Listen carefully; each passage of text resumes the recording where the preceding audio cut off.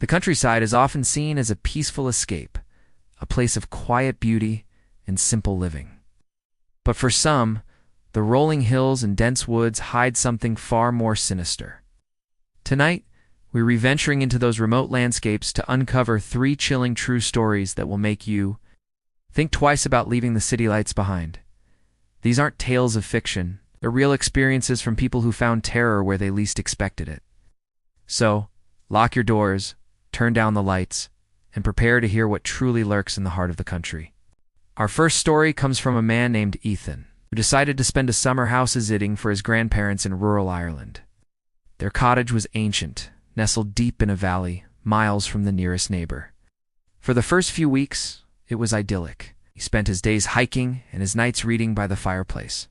The only thing that seemed strange was a local legend his grandmother had warned him about, the whispering man of the woods. She said it was an old tale to scare children, but there was a seriousness in her eyes that he couldn't shake. One night, a thick fog rolled in, blanketing everything in a silent gray haze. Ethan was watching a movie when he heard a faint, rhythmic tapping on the living room window. Tap, tap, tap. He muted the TV. The tapping continued, slow and deliberate.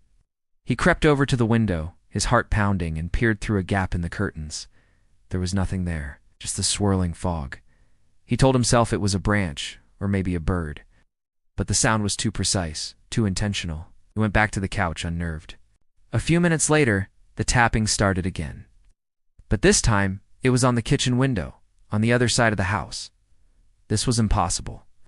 For a branch to hit both windows, it would have to be impossibly long, or something would have to be moving around the cottage. He grabbed the heavy iron poker from the fireplace and slowly made his way to the kitchen. He stood there, listening. Tap, tap, tap. He could feel the vibrations through the floor. He flung the curtains open. Again, nothing, just the ghostly white fog. He was officially terrified. He locked himself in the bedroom, wedging a chair under the doorknob. All night, he heard it. The tapping moved from window to window, then to the front door, then the back.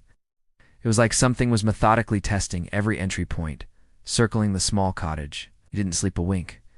As soon as the first light of dawn broke through the fog, the tapping stopped. Just like that. Silence. He waited until the sun was fully up before daring to go outside. He checked around the entire house. There were no footprints in the soft, dewy grass, no broken branches, no signs of anything or anyone. When he told his grandmother about it later, she went pale. She told him he was lucky. The whispering man, as the story goes, never tries to break in. He just lets you know he's there, watching, waiting. Ethan cut his trip short and never returned to the cottage alone again. He's convinced that what he heard that night wasn't a legend. It was a warning. Our second story takes us to the vast, empty plains of Wyoming. A young woman named Chloe was driving cross-country to a new job. To save money, she decided to camp in her car at designated rural rest stops. One evening, she pulled into a deserted spot, miles from any town. There was only one other vehicle there, a battered old pickup truck parked at the far end of the lot. She didn't think much of it, locked her doors, covered her windows with blankets, and settled in for the night. Around 3 a.m., she was jolted awake by the sound of her car alarm blaring. Disoriented, she fumbled for her keys and shut it off. The silence that followed was deafening. She peered through a small gap in her window covering. The pickup truck was still there, but now its headlights were on, bathing the empty lot in a cold white light. Her blood ran cold. There was no reason for the lights to be on. She watched, motionless, for what felt like an eternity.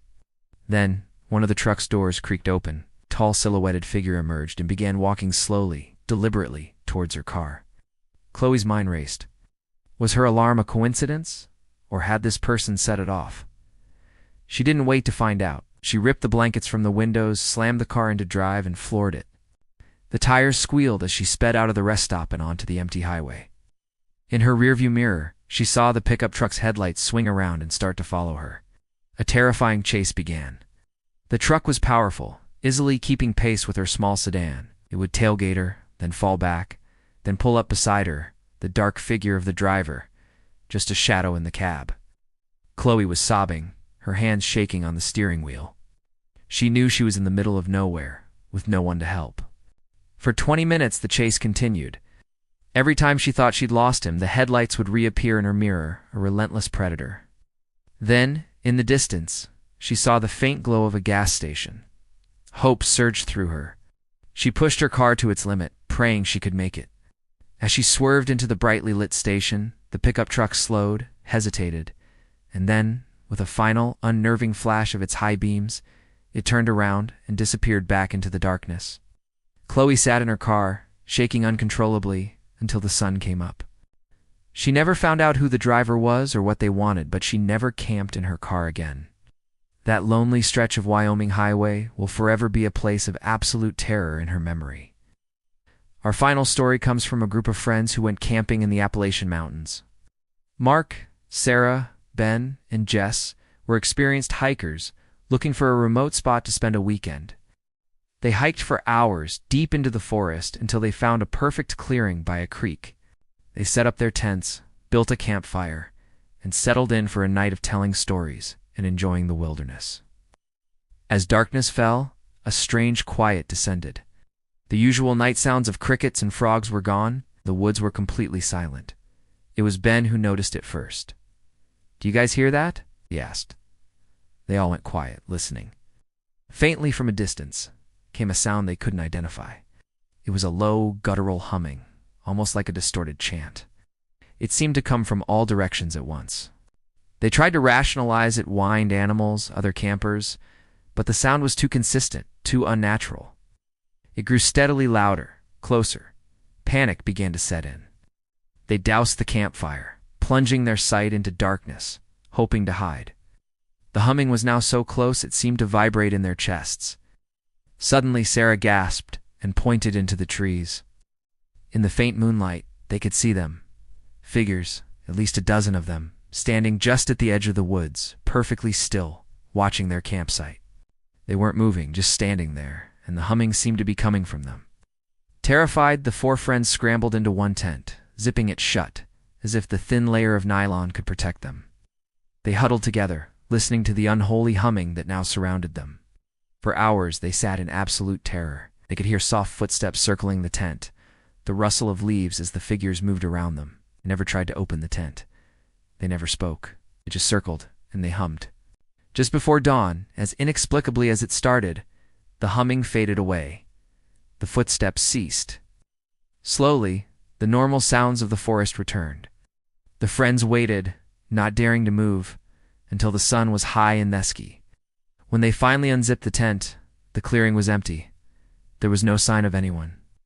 But encircling their campsite, carved into the dirt, was a strange, intricate symbol they had never seen before. They didn't waste a second. They packed their gear in a frenzy, leaving half their supplies behind, and practically ran the entire way back to their car. They never spoke of what happened in detail again, but they all knew they had stumbled upon something ancient and territorial in those woods, and had been given a very clear message: you are not welcome here. 3 stories, 3 different parts of the world, but one common, terrifying thread. The countryside holds secrets that are best left undisturbed. Quiet isn't always peaceful, and the isolation that seems so appealing can quickly become a trap. Thank you for joining me for these true tales of rural horror. If you have your own chilling story to share, leave it in the comments below. We'd love to hear it. Don't forget to like, subscribe, and hit that notification bell so you don't miss our next journey into the unknown. Stay safe out there.